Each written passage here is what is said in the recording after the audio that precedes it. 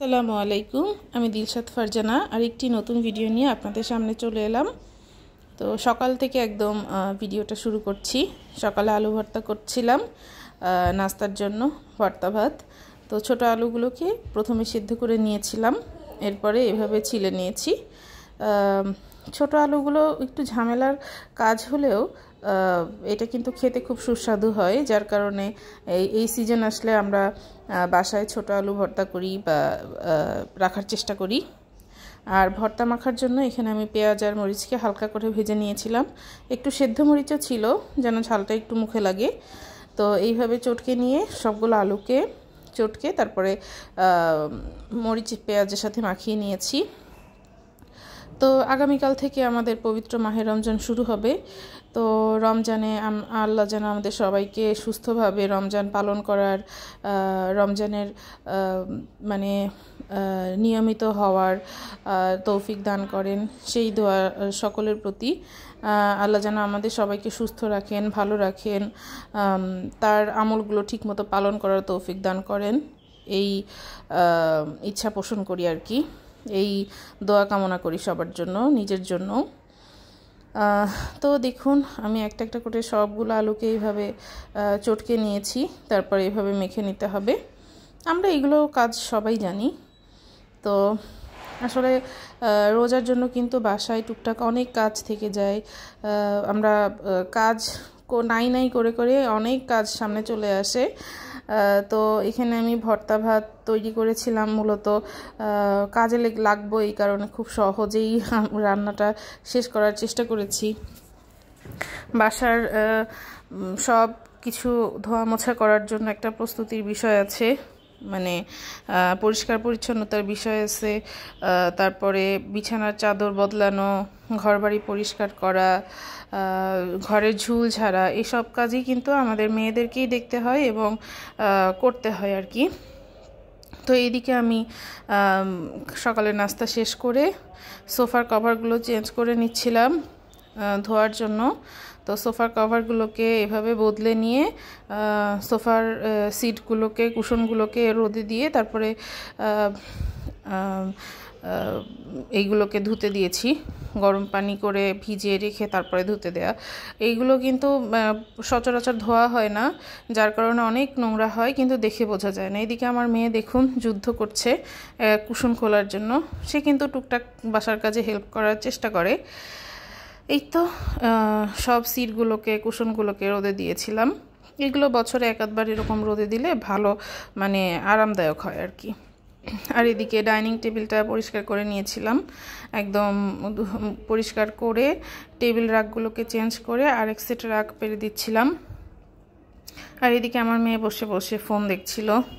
বাসায় এই সময়টাতে আসলে কেউ ছিল না যে কারোর সঙ্গে সময় কাটাবে, এই জন্য আসলে একটু ফোন দেখছিল।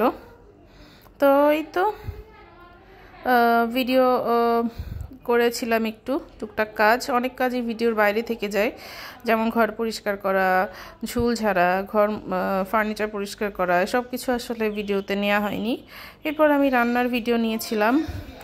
তো এখানে আমি পেঁপে ভাজি করব। তো পেঁপে ভাজি করার জন্য এখানে আমি প্রথমে পেঁয়াজ মরিচ তেলে ভেজে নিয়েছিলাম।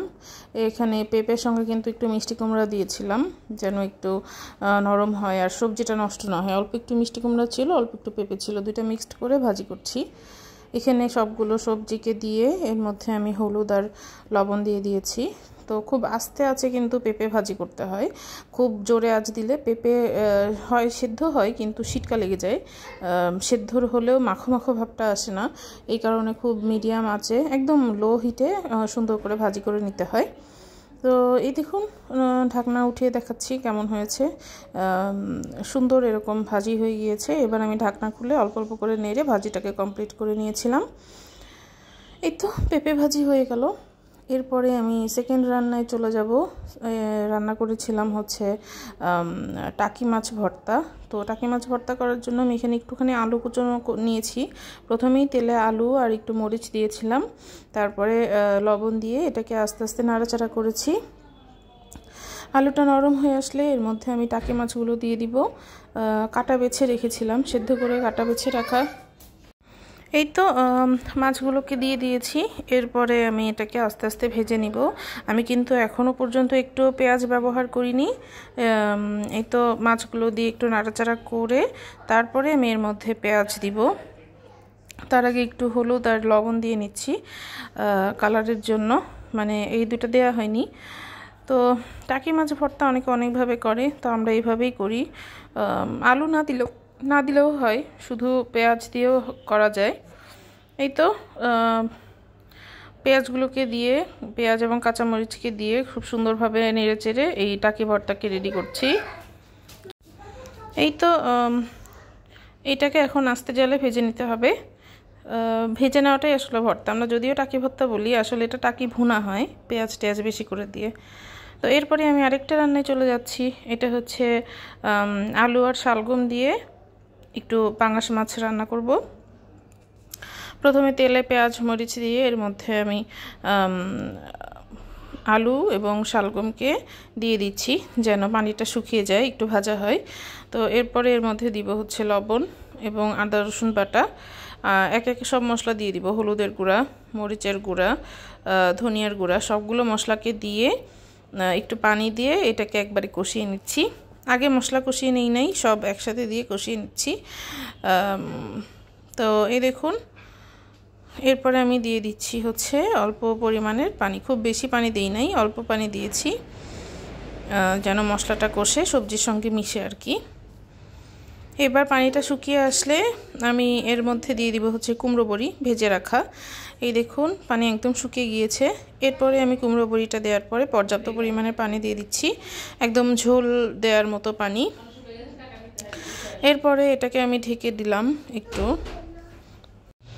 এই তো এরপরে এই দেখুন ঝোলটা একটু পরিমাণ শুকিয়ে আসলে আমি এর মধ্যে মাছগুলোকে দিয়ে দিব।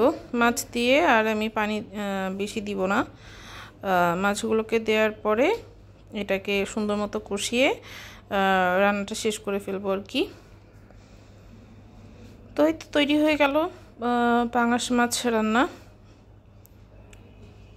পাঙাশ মাছ রান্না করা কিন্তু খুব কঠিন কিছু না। এটাকে এমনি ভুনা করলেও ভালো লাগে, আবার একটু বড়ি দিয়ে রান্না করলেও ভালো লাগে। তো এই দেখুন মাছ রান্নাটা হয়ে গিয়েছে। এরপরে আমি শরবত তৈরি করার জন্য চলে আসলাম। ঘরেই ট্যাং তৈরি করার চেষ্টা করেছি। তো প্রথমে এখানে 2 কাপ চিনি নিয়েছি, এরপরে নিচ্ছি হচ্ছে 1 কাপ গ্লুকোজ, তারপরে দিয়ে দিচ্ছি পরিমাণ মতো ফ্লেভার। আজকে আমি ম্যাঙ্গো ফ্লেভার দিয়েছি, অরেঞ্জ ফ্লেভার দিলেও হয়, ম্যাঙ্গো ফ্লেভারটা আমি ইউজ করেছি। এরপরে দিচ্ছি হচ্ছে পরিমাণ মতো কালার, ফুড কালার।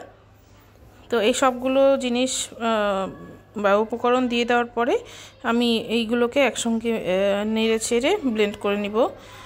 ব্লেন্ড করে নেওয়ার পরেই তৈরি হয়ে যাবে ট্যাং, ঘরে তৈরি করা ট্যাং আর কি। এই তো তৈরি হয়ে গেল। এবার আমি আপনাদেরকে পানিতে দিয়ে দেখাচ্ছি এটা কালারটা কেমন হয়।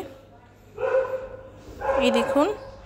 তো আজকে এ পর্যন্তই। সবাই ভালো থাকবেন, সুস্থ থাকবেন। আল্লাহ হাফেজ।